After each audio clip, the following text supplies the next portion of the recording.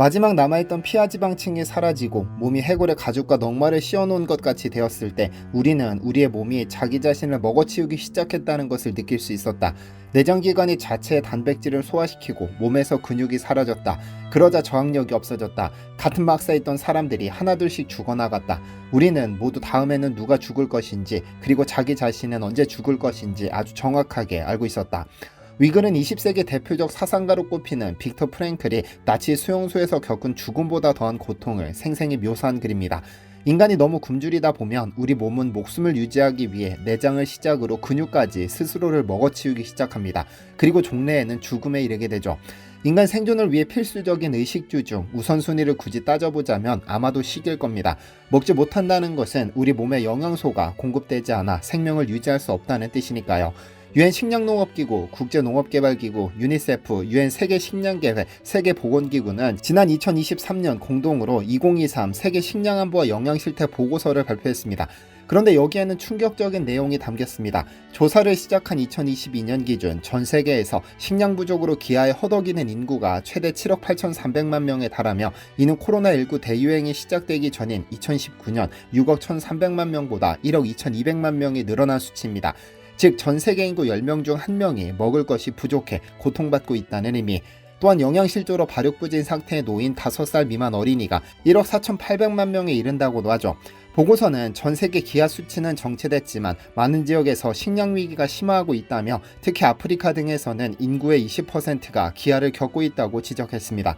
이런 추세가 지속된다면 분명 2030년까지 기아를 종식하겠다는 유엔의 목표는 달성이 불가능합니다. 위 보고서에서도 드러났지만 전 세계 7개 대륙 중 가장 기아에 직면한 국가는 단연 아프리카입니다. 숨이 턱턱 막히는 더위, 농작물을 재배할 수 없을 만큼 척박한 환경, 그로 인해 발생한 빈곤과 기아, 누군가는 그래서 저주받은 대륙이라고 부르기도 합니다. 하루에 한 끼도 먹지 못하는 아이들이 넘쳐나는 그곳에서는 지금 이 순간에도 많은 아이들이 영양실조와 기아로 죽어가고 있습니다. 세계에서 가장 가난하다는 이유로 전 세계 수많은 국가들이 돕고 있지만 여전히 힘든 것이 아프리카의 현실인데 아프리카에서 식량의 한국화가 급격하게 진행 중입니다. 안녕하세요, 디스멘털입니다. 작년 7월 10일 가나, 감비아, 기니, 기니비사우, 세네갈, 우간다, 카메룬, 케냐 등 아프리카 8개국 장관들이 전부 서울로 입국했습니다. 이 자리에는 신디 맥켄 유엔 세계식량계획 사무총장과 케빈 우라마 아프리카 개발은행 부총재 등 해외 주요 인사들이 대거 참석했는데 이들이 한국에 온 이유는 한국과 K 라이스벨트 농업장관 회의에 참석하기 위함입니다. 5월 20일 일본에서 개최된 G7 정상회담에서 대통령은 K 라이스벨트 구축으로 아프리카의 쌀 생산을 지원하고 쌀 식량 원조도 2배 확대하겠다고 발표했는데 2달도 지나지 않아 이 사업에 참여하기 위한 양해각서가 체결된 것이죠. 10월에는 시에라리온과 코트디부아르가 추가로 참여하겠다는 의사를 밝혀와 아프리카 총 10개국이 한국의 쌀 자급 달성 경험과 농업 기술을 전수받기로 했습니다. 이에 우리 농식품부는 올해부터 원조 규모를 기존 5만 톤에서 10만 톤으로 증량하고 지속적으로 새로운 원조 대상 국가를 발굴하기로 했는데요. 사실 한국은 전 세계에서 아프리카의 식량 원조에 있어서 가장 모범적인 국가로 꼽힙니다. 한국으로부터 도움을 받은 국가들 역시 다른 나라가 우리나라를 원조하는 방식은 식민지 시대와 다르지 않았다. 하지만 한국은 달랐다고 강조합니다. 왜냐하면 한국은 고기를 잡아주는 것이 아니라 고기 잡는 법을 가르쳐줬으니까요. 그가 많은 선진국들은 체면치레로 돈을 지원했지만 그 돈은 부정부패로 찌든 정치권으로 흘러들어가 더 심각한 부정부패를 불러왔지만 한국은 돈보다는 꼭 필요한 기술을 지원하는 것에 초점을 맞췄습니다. 가령 식량이 부족하면 씨감자를 보급해 키우는 방법을 전해줬고 쌀이 부족하면 모내기 방법을 알려줬고 돼지를 키울 줄 모르면 축사를 지어주고 양도 노하우를 이식해줬죠. 그래서 지금 르완다, 나이지리아, 케냐, 부룬디 등등 패배의식에 젖어있던 많은 아프리카 국가에서는 식량이 생기고 소득이 늘면서 국민 스스로가 달라지는 기적을 경험하고 있죠. 그렇다고 정부나 코이카 차원의 지원만 있었던 것은 아닙니다. 능력 있는 개인들이 기아 문제를 해결해 주기도 했는데 나이지리아의 50코보 동전에 새겨진 옥수수는 김순건 박사가 나이지리아를 위해 개발한 오바슈퍼 1호라는 품종입니다. 나이지리아의 국가 영웅으로 꼽히는 인물이기도 하죠. 그런데 오늘 제가 다루고 싶은 것은 인간이 아니라 씨앗입니다. 사실 한국은 주식이 쌀이기 때문에 밀이라는 작물이 상대적으로 덜 주목받지만 전 세계 인구의 약 30%는 밀을 주식으로 합니다. 그렇다면 한국에서는 왜 밀이 아닌 쌀을 주식으로 할까요?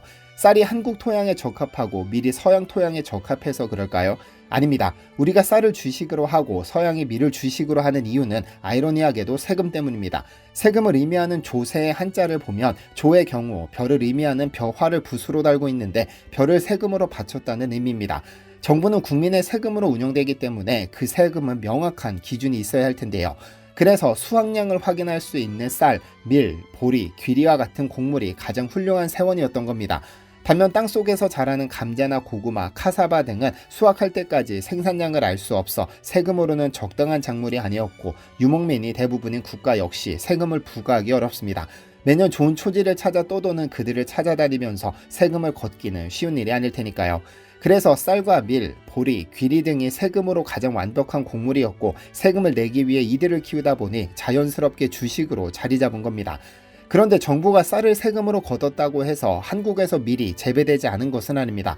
그리고 한국에는 전 세계 기아 문제를 직접 해결한 기적의 종자가 있습니다. 아니 있었습니다. 바로 안진뱅이 밀이라는 종자인데요. 이 종은 키가 약 60cm로 1m에 달하는 서양 밀보다 키가 작은데 키가 작고 줄기가 튼실하며 나달을 달고도 절대 쓰러지지 않을 정도로 튼튼합니다. 사실 안진뱅이 밀의 역사는 우리 한민족의 역사로 불릴 만큼 오랜 시간 우리와 함께 해왔습니다. 재배 시작은 삼국시대 이전인 기원전 300년경으로 추정되며 북한의 평안남도 대동군 밀임지에서 우리나라 최초의 밀 유적이 발견됐죠. 안진뱅이 밀은 고려시대 잔치에서나 먹을 수 있는 값비싼 식재료로 대우받았으나 조선시대로 접어들며 경작지가 크게 늘며 서민 음식으로 탈바꿈했고 희고 긴 모양 때문에 장수를 기원하는 의미로 많은 사랑을 받았습니다. 이렇게 많은 사랑을 받던 안진뱅이 밀에게 고난이 찾아온 것은 한국전쟁 이후입니다. 왜냐면 당시 미국은 자국 농민의 생산비 보장을 위해 밀을 수매했는데 재고가 창고에 쌓여 태평양에 버리는 지경이 되자 PL480을 발동해 1956년부터 잉여농산물인 밀을 한국에 무상원조하기 시작했죠. 그리고 무상원조가 끝난 이후에도 낮은 관세를 적용해 수출해줬는데 가난했던 한국인 밥상에서 국산 밀이 밀려나고 값싼 수입산 밀이 오르기 시작했습니다. 여기에 당시 한국은 소출이 많은 쌀이라도 수출에 외화를 벌어야 했기 때문에 어떻게 해서든 쌀보다 싼 먹거리가 필요했고 수입산 밀이 그 자리를 차지하게 되죠. 여기에 정부는 밀 수입에 이어 소비를 장려하고 국민의 입맛까지 바꿔버렸는데 1969년 혼분식 장려운동이 정점을 찍었습니다. 국수 먹으면 키도 크고 머리도 좋아진다. 쌀보다 영양이 많다는 식으로 홍보하면서 밀 소비를 부추겼고 떡볶이가 불티나게 팔리기 시작한 것도 밀가루로 만든 국수가 전국적인 인기를 얻기 시작한 것도 라면이 우리 삶에 깊숙이 들어오게 된 것도 전부 이 즈음입니다. 그러나 이러한 밀 장려 운동에도 국내산 밀가루 소비가 늘지 않았고 오히려 수입량만 증가시키면서 기원전 300년경부터 재배된 한국의 밀 농업이 생사의 기로에 서게 되는데요. 1982년 밀 수입 자유와 1984년 정부의 밀 수매 중단까지 이어지면서 그나마 명맥을 이어오던 안진뱅이 밀은 역사 속으로 사라지는 듯 했습니다. 그런데 이 시기 안진뱅이 밀이 전 세계에 주목을 받는 사건이 일어납니다. 미국 농학자 노먼 볼로그가 노벨 평화상을 수상한 겁니다.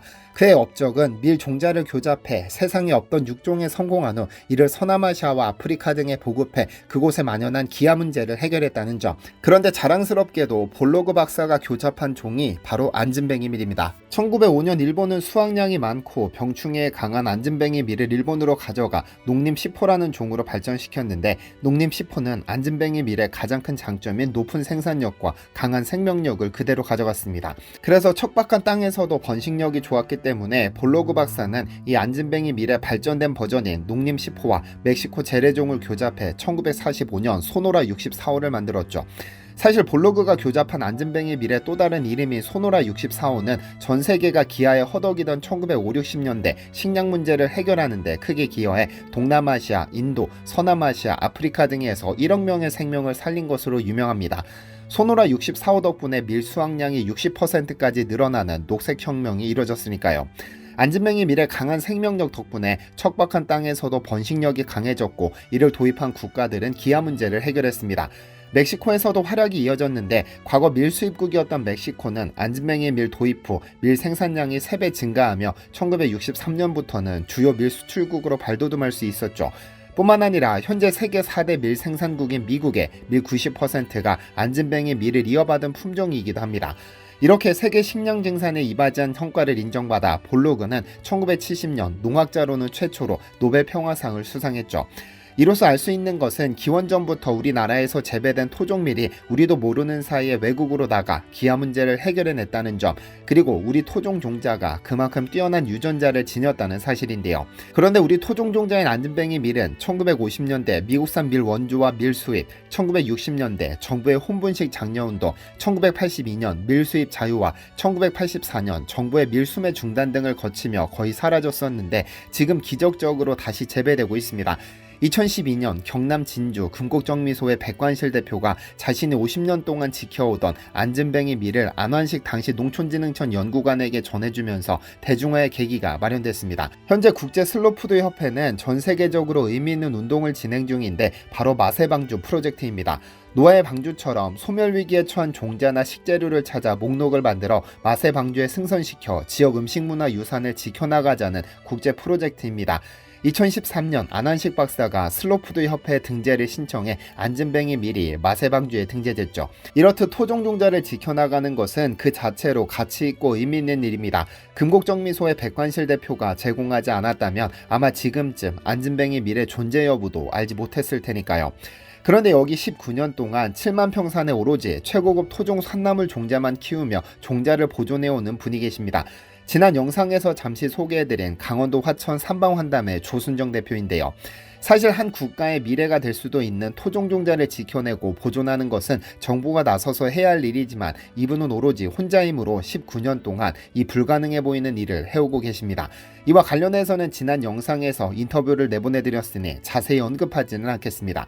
그런데 지난 방송 이후로 몇몇 분께서 그렇게 의미 있는 일을 하시는데 왜 알려지지 않았냐라고 여쭤오셨었는데 사실 그녀는 MBC 생방송 오늘 저녁 등등 여러 번 언론에서 취재한 유명인입니다. 그리고 건강한 먹거리를 찾는 분들 사이에서는 신화적인 존재죠.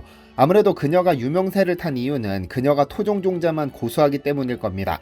산에 들어오기 전 그녀는 시골에서 파는 지역 농산물이라고 샀는데 그게 중국산이라는 사실에 엄청난 충격을 받았습니다. 그래서 절대적으로 토종종자를 지켜야 할 의무감에 지금도 19년째 직접 키운 산나물의 종자를 채취해 봄에 발화시켜 옮겨 심고 자연발화된 종자들이 7만 평을 가득 채우고 있습니다. 영상에서 보시면 아시겠지만 명이나물의 경우 실처럼 가는 것들이 1년생, 연필신 굵기의 것들이 2년생입니다. 이렇게 느리지만 정직하게 자라기 때문에 인간이 섭취했을 때 가장 안전한 겁니다. 그렇다 보니 생명력 또한 대단합니다.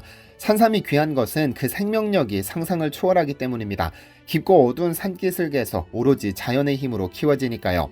새가 배설한 산삼 씨앗이 7년 만에 열매를 맺고 사계절 온갖 병충해와 자연의 혹독함을 수백 수천 년 견디면서 자연스럽게 강한 생명력이 뿌리에 응축합니다. 그래서 산삼의 진세노사이드 함량이 인삼이나 산양삼보다 월등히 높은 것이고 일본에서는 죽은 사람도 살려내는 신비의 명약으로 알려져 인삼대왕 고운이라는 특수 은화를 제작해 한반도에 산삼을 사갔던 겁니다. 그렇게 강한 생명력이 산나물에는 없을까요? 퇴비 한 줌, 비료 한 줌, 농약 한 방울 도움 없이 온갖 병충해와 싸워 끝내 이겼기 때문에 밭에서 키워진 산나물과는 비교도 할 수 없는 진득한 생명력을 품고 있습니다. 그래서 그녀가 키운 명이나물, 곰치, 눈개승마, 당귀, 원추리 등등이 귀한 취급을 받는 것입니다. 괜히 서울시대 5성급 호텔에서 귀한 고객들에게 제공하기 위해 특별히 구매하는 것이 아니라는 겁니다. 또 한 가지는 절대 자연을 해치지 않고 건강한 산나물을 키우기 때문입니다. 무경은 농법, 즉 산농장을 갈아엎지 않고 오로지 산의 힘 그리고 나무 껍질이 자연스럽게 썩어 퇴비가 되도록 해 명이나물, 곰치, 눈개승마 등등 토종 산나물을 재배하고 있으니까요. 사실 쉽게 가려면 퇴비도 잔뜩 하고 화학비료도 넉넉히 하고 농약도 일주일에 한두 번씩 할 수 있었겠지만 그녀는 비료는 지하수로 스며들어 결국 수질오염을 부르고 소량이라도 농약을 쓰면 결국 사람과 자연 모두의 악순환이라는 생각에 어려운 길을 택했습니다. 그리고 19년째 이 방식을 고수 중이죠. 그래서 명이나물의 경우는 6년이 지나서야 따먹을 수 있지만 크게 개의치 않습니다. 결국 산에 들어온 이유가 자연과 더불어 건강한 산을 회복시키는 것이 목적이었으니까요. 하지만 지금 그녀가 19년을 바친 소중한 토종종자와 삼방환담이 위기에 처했습니다. 19년 산의 모든 재산을 쏟아부어 빚덩이가 된 그녀의 어려움을 이용하려는 손길들이 이곳저곳에서 뻗쳐오고 있으니까요. 한 시의원은 그녀의 빚을 갚아주겠다며 삼방환담을 통째로 빼앗으려고 하고 있고 또 한 금융기관은 그녀를 일부러 신용불량자로 만들어 산을 경매로 넘길 큰 그림을 그리고 있습니다. 경매로 넘어가면 약속된 누군가가 저렴하게 낙찰받을 수 있을 테니까요. 19년 동안 소중하게 지켜온 우리 토종 종자 그리고 7만 평의 소중한 보물이 자칫 한순간에 날아갈 위기에 처한 겁니다. 그래서 인터뷰차 4월 초에 그녀를 방문했을 때 조금이라도 도움을 드리고 싶어 제 구독자분들께 힘들게 키운 산나물을 조금이라도 맛보게 해달라 요청했습니다. 그래서 지난주부터 구독자분들만 구매하실 수 있도록 페이지를 만들어 드렸는데 어마어마한 양의 주문이 들어와 정신없이 바빠도 행복하다는 연락을 주셨습니다. 또 그녀에게 직접 전화해 힘내시라고 응원해 주신 분들, 찾아뵙겠다는 분들의 수는 헤아릴 수 없을 정도로 많아 정말 큰 힘이 되신 듯합니다. 아래 댓글에 남겨드린 링크에서 확인하실 수 있지만 여러분들이 드시게 될 산나물은 유전자 조작 없는 최고급 토종 순종자이며 19년 만에 최초로 일반인에게 공개되는 것이고 화학비료나 퇴비, 농약의 도움 없이 오로지 산의 힘으로 키워졌습니다. 그래서 모든 산나물이 농림축산식품부의 유기농 인증을 전부 취득했죠. 그래서 재배된 산나물에 비해 아주 조금 비싸기는 하지만 마트에서 판매되는 유기농 채소의 가격과 비교해보면 거의 공짜 수준입니다. 그리고 주문이 들어가면 그녀는 다음날 새벽부터 직접 산나물을 채취해 가장 신선한 상태로 보내드릴 겁니다. 다만 남편과 하루에 작업할 수 있는 양이 극히 한정적이고 읍내 우체국까지 직접 가져가야 하기 때문에 그날 수확된 가장 신선한 양만 순차적으로 보내드릴 수 있으니 이 부분은 꼭 감안하셔야 합니다. 19년간 노력을 어렵게 키워낸 산나물로 여러분과 가족들의 건강한 먹거리도 챙기면서 한국 토종 종자가 보존될 수 있도록 여러분들이 조순정 대표님을 도와드리면 어떨까요? 지금 현재도 많은 분들이 구매해주고 계시는데 구매하신 분들은 구매 페이지에서 후기를 남겨주시기를 부탁드립니다. 가짜 후기 말고 진짜 여러분들이 드셔보시고 어땠는지 남겨주시면 그 자체로 조순정 대표님께 큰 힘이 됩니다. 진심으로 부탁드리겠습니다. 시청해주셔서 감사합니다. 디시멘터리에서는 여러분의 제보를 기다립니다. 제 채널에서 다뤘으면 좋겠는 뉴스 또는 널리 알려졌으면 하는 영상은 디시멘터리 네이버.com으로 보내주시면 소중히 제작하겠습니다. 시청해주셔서 감사합니다.